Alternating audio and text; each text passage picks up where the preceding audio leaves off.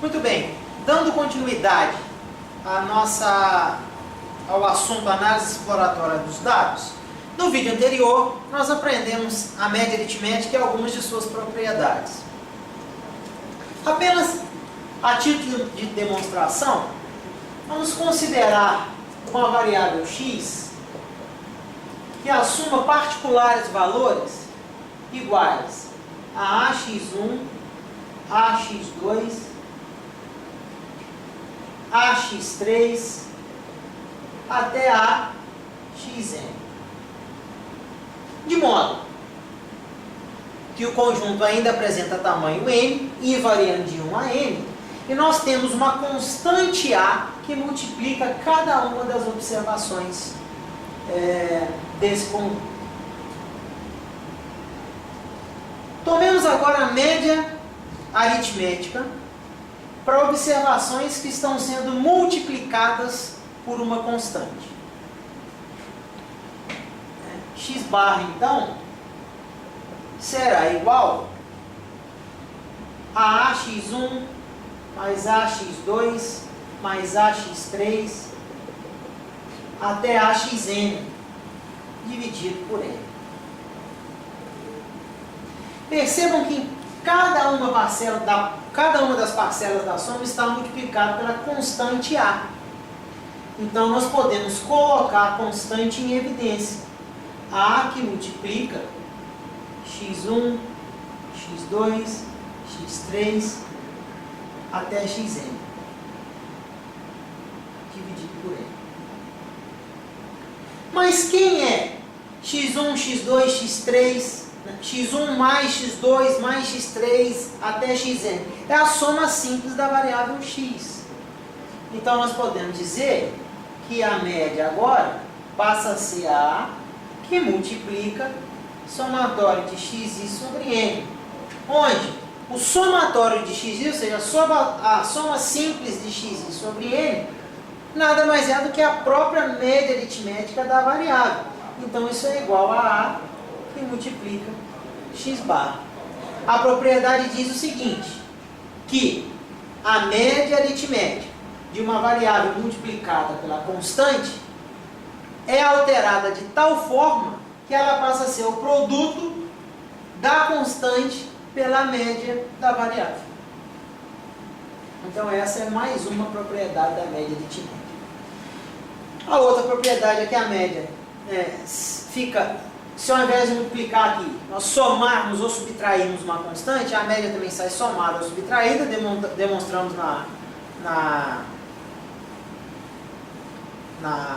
no vídeo anterior. E uma propriedade que ficou faltando, que é muito interessante também, é a que diz que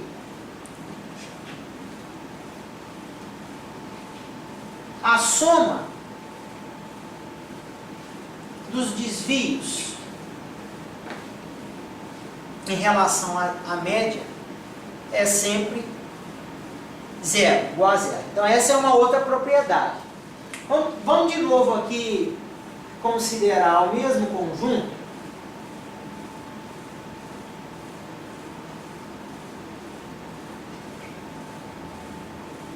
Xn.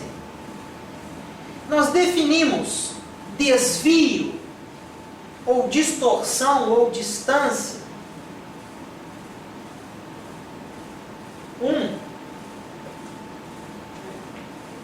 o valor da variável x1 menos a média.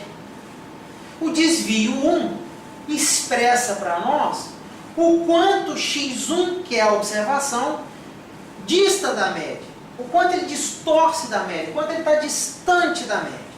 Então, essa é a ideia de desvio para nós. De maneira que nós podemos calcular para um conjunto de dados que tem n observações, nós podemos calcular n desvios.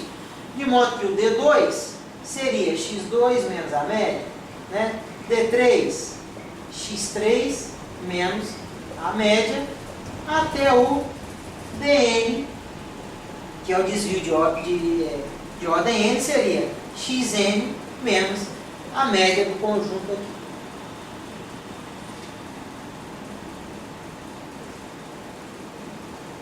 terceira propriedade, então, diz que se eu somar D1 mais D2 mais D3 até Dn, o resultado disso aqui dá zero. Vejamos então se de fato o resultado dá zero. Vamos pensar, escrever de maneira geral, né, e checar a veracidade da igualdade da equação. Então, somatório do desvio I com I variando de 1 a N igual a zero. Tá? Quem é o desvio I? Somatório é a observação xi menos a média.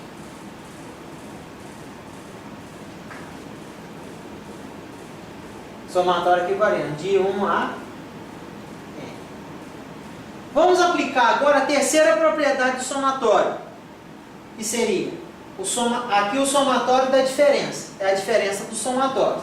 Então isso aqui é o somatório de xi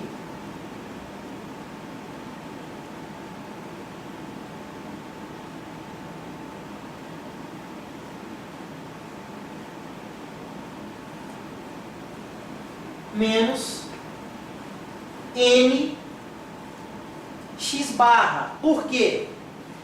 Porque x barra, em relação ao somatório, é uma constante. A primeira propriedade diz o seguinte do somatório, que o somatório de uma constante é o número de termos do somatório que multiplica a constante. Primeira propriedade que nós falamos, acho que no vídeo 1 ou 2.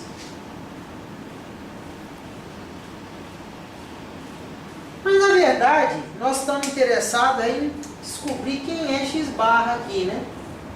X barra é o somatório de xi sobre N. Então, somatório de xi menos N, que multiplica somatório de xi sobre N. Eu tenho N que multiplica, N que divide, somatório de xi menos somatório de xi igual a zero. Está demonstrada a propriedade. Tá? Então, a soma dos desvios em relação à média é sempre nula. Essa é uma outra propriedade. Tá vendo? Então, como medida de tendência central, agora vamos sempre lembrar, é a mais utilizada, a média aritmética, é a medida de tendência central, que considera todos os elementos do conjunto e, portanto, também é a medida que é a mais influenciada por valores discrepantes no conjunto de dados. Então, ela tem que ser... E as propriedades, todas as que nós demonstramos, fazem com que a média aritmética seja um estimador muito eficiente de μ, e por isso muito utilizado. Tá? O mais utilizado dentre os três que nós vamos demonstrar aqui, dentre os outros dois que nós vamos demonstrar aqui, de medidas de tendência central.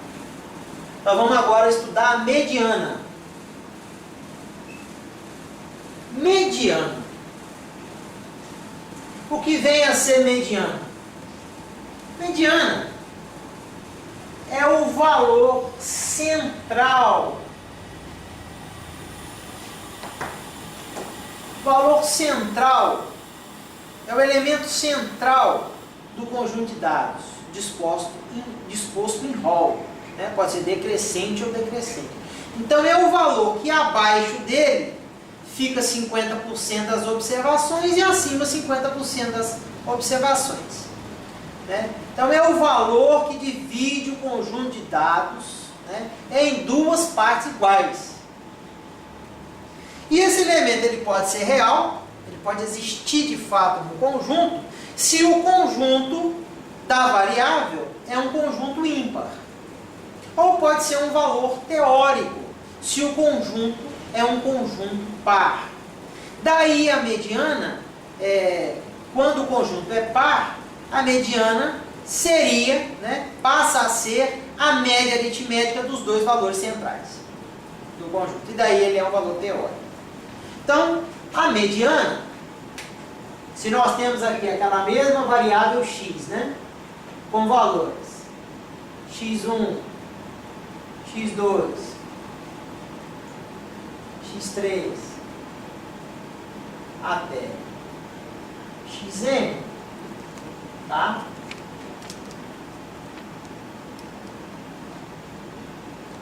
A mediana, se o conjunto é ímpar, a mediana é o valor, é o termo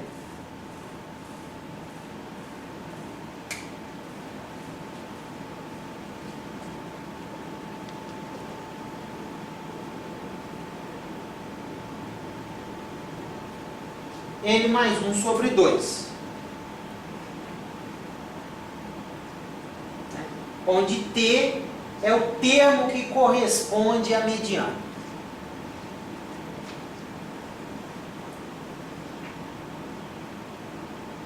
Isso aqui para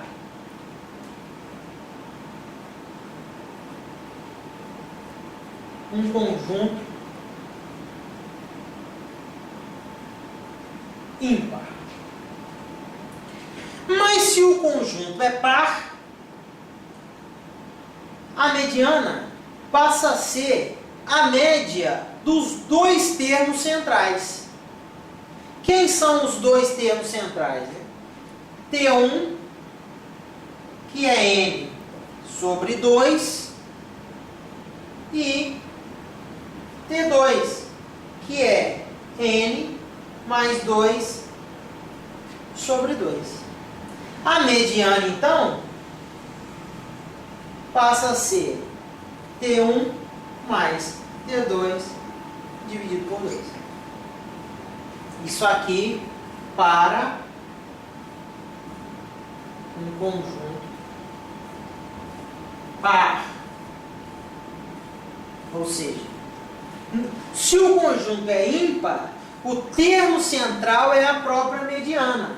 Mediana igual ao termo central dos dados dispostos em rol. Então isso é muito importante. A primeira coisa antes de calcular a mediana é organizar os dados.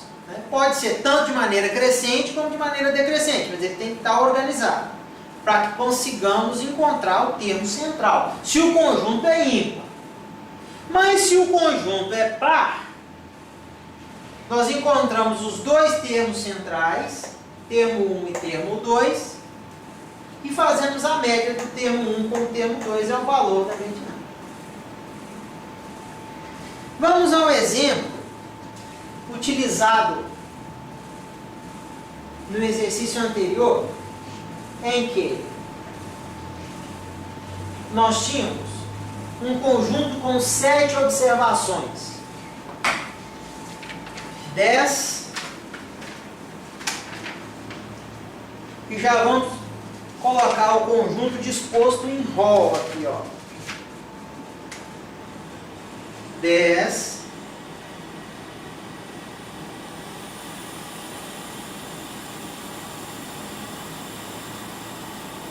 13,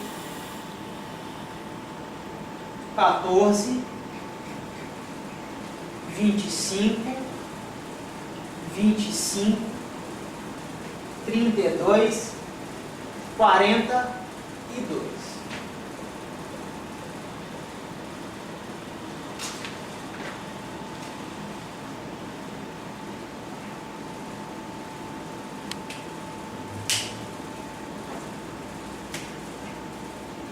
Então aqui temos x1, x2, x3, x4, x5, x6, x7.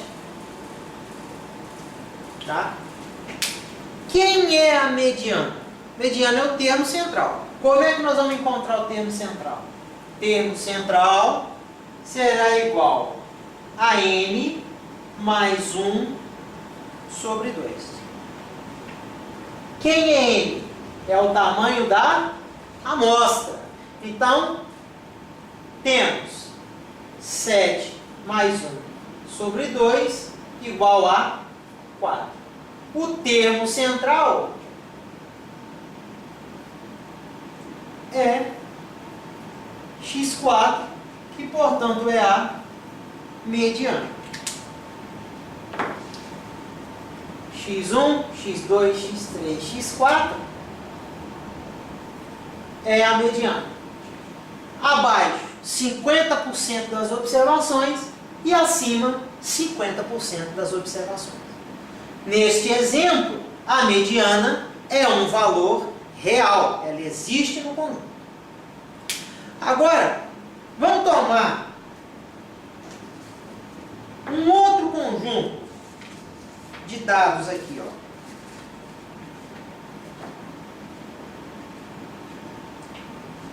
Vou apagar essa informação e vamos a um novo conjunto.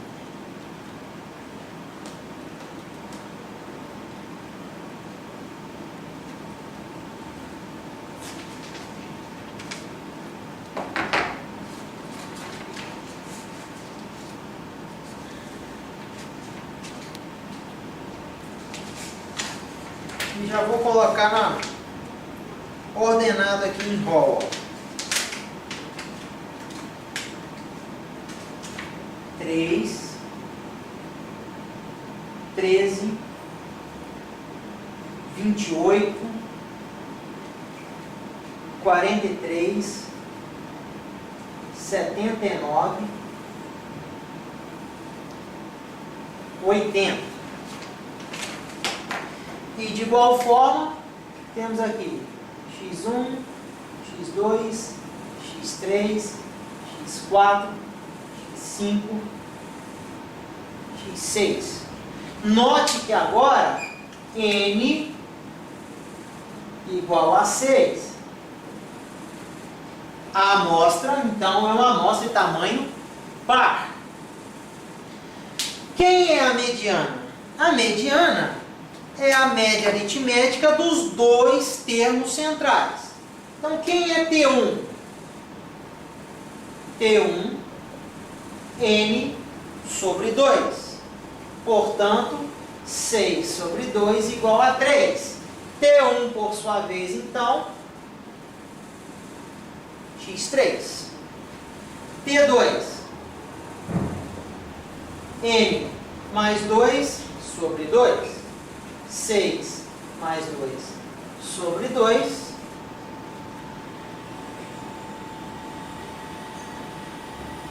é igual a 4, portanto, T2 é x4. A mediana será x3 mais x4 por 2, porque é a média dos dois elementos centrais. Então, vamos encontrar aqui x3 e x4, ó, os dois elementos centrais. A mediana está aqui, ó, entre 28 e 43. Neste caso, ele é um valor teórico, porque não existe no conjunto de dados. Então, dessa forma, nós teremos a mediana igual a 28 mais 43 por 2. O valor da mediana, então, desta forma, 35,5.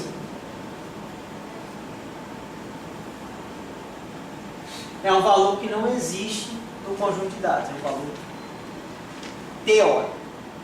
Tá? Volto a frisar que a mediana é um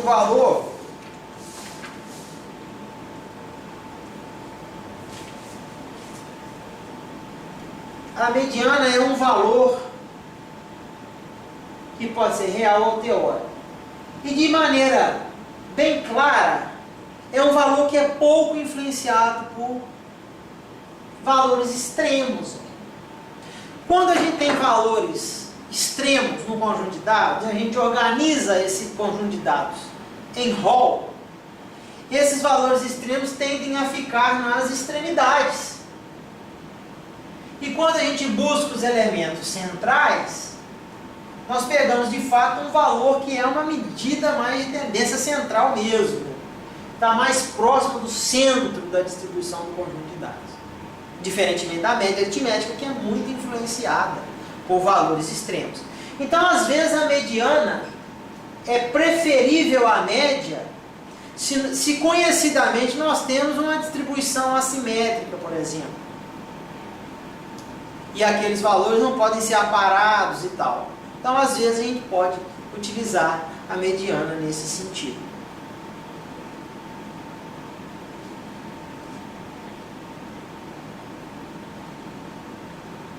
Eu gosto de dar um exemplo, né? Suponhamos que você queira fazer um levantamento de uma empresa no que se refere ao salário do ingressante, de uma pessoa de primeiro ingresso na empresa. Tá? Você está fazendo um levantamento de várias empresas porque você quer escolher uma empresa para trabalhar. De maneira geral, você poderia optar em conhecer a média de salário das diferentes empresas. E aquela que te conferisse a maior média de salário, você optaria em ser, vamos dizer, admitido. Ou prestar um concurso, alguma coisa dessa natureza. Acontece que na empresa existe uma hierarquia, né? E o salário do diretor-presidente é totalmente diferente do salário de uma pessoa de primeiro ingresso. Se o diretor-presidente ganha muito, o que pode acontecer? Ele pode elevar a média salarial da empresa. Então, se você vai pela média aritmética, às vezes você pode ingressar em uma empresa que o salário de pessoas de primeiro ingresso é menor do que em uma outra.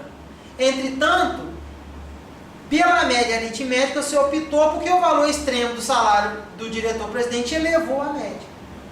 Nesse caso, você poderia optar pela mediana, ou seja, organizar os salários de todas as classes dentro da empresa, trainee, primeiro ingresso, secretário, até o diretor-presidente, e optar pelo valor central, que aí você conseguiria chegar mais próximo daquilo que seria, vamos dizer, a realidade entre diferentes empresas. Tá? Então, para a mediana é isso. Lembre-se, ela pode ser real e pode ser teórica. Tá? Se o conjunto é ímpar, existe mediana. Se o conjunto é par, é a média dos dois elementos centrais.